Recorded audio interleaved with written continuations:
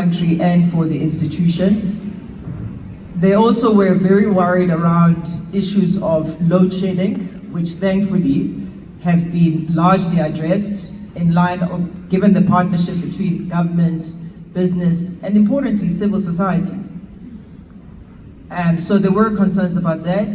And the other one was more around our policies. So we like to score own goals.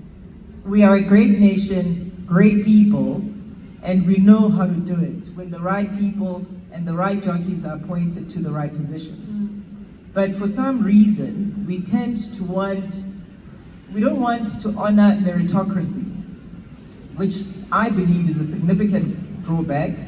But what investors were worried about was the application of our laws. We're not consistent.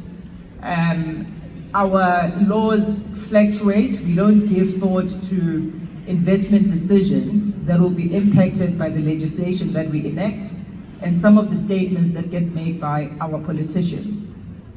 And it was that inconsistency which I would say continues to be an Achilles for South Africa, because as an investor, especially in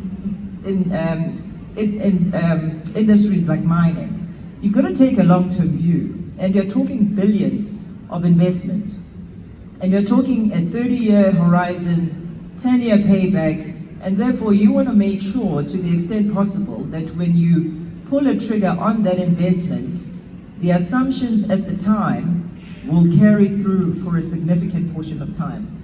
And I think what in South Africa we tend to misinterpret is that when people say, oh, there are too many changes, specifically around BBBE, specifically around competition and all of those things, we take them personally. But what people are saying is, put yourself in our shoes and say, invest for 20, 30 years, but for people to be able to do that, they've got to have the comfort that the environment will relatively stay the same and remain stable.